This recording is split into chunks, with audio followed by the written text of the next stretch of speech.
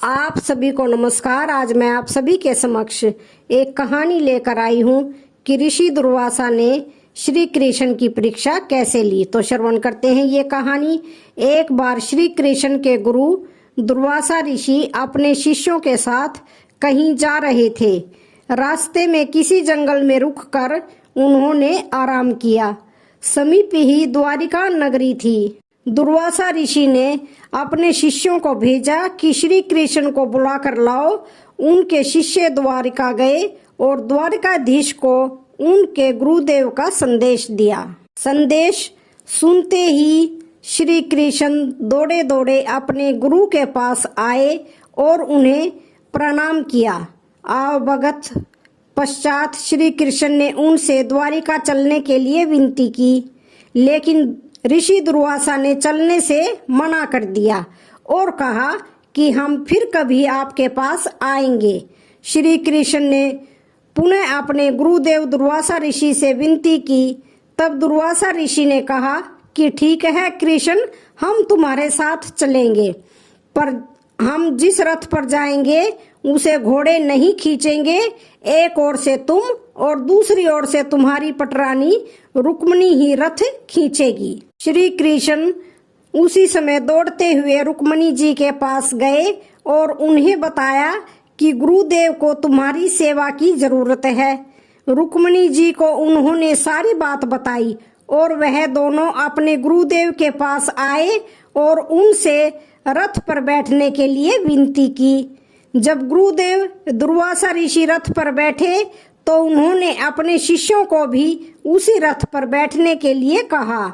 श्री कृष्ण ने इसकी भी परवाह नहीं की, क्योंकि वे तो जानते थे कि गुरुदेव आज उनकी परीक्षा ले रहे हैं।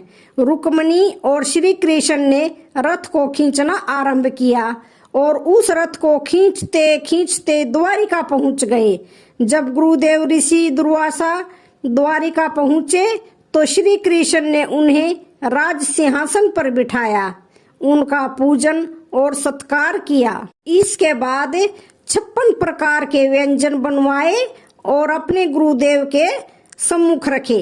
पर जैसे ही वह व्यंजन लेकर गुरुदेव के पास पहुंचे, उन्होंने सारे व्यंजनों का तिरस्कार कर दिया। श्री कृष्ण ने फिर से अपने गुरुदेव से हाथ जोड़कर पूछा कि गुरुदेव जी, आप क्या स्वीकार करेंगे? दुर्वासा ऋषि ने खीर बनवाने के लिए कहा।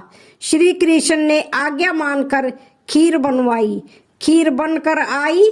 खीर से भरा पतीला दुर्वासा ऋषि जी के पास ले गए। उन्होंने खीर का भोग लगाया। थोड़ी सी खीर का भोग लगाकर उन्होंने श्री कृष्ण को खाने के लिए कहा। उस पतीले में से भगवान श्री कृष्ण ने थोड़ी सी खीर खाई। तब उनके गुरुदेव दुर्वासा ऋषि ने श्री कृष्ण को बाकी खीर अपने शरीर पर लगाने की आज्ञा दी। श्री कृष्ण जी ने आज्ञा पाकर खीर को अपने शरीर पर लगाना शुरू कर दिया। उन्होंने पूरे शरीर पर खीर लगा ली, पर जब पैरों पर लगाने की बारी आई तो श्री कृष्ण ने अपने पैरों पर खीर लगाने से मना कर दिया। श्री कृष्ण जी ने कहा, हे गुरुदेव, यह खीर आपका भोग प्रसाद है। मैं इस भोग को अपने पैरों पर नहीं लगाऊंगा। उनके गुरुदेव श्री कृष्ण से अत्यंत प्रसन्न हुए। उन्होंने कहा, हे वत्स, मैं तुमसे अति प्रसन्न हूँ। तुम हर परीक्षा में सफल रहे।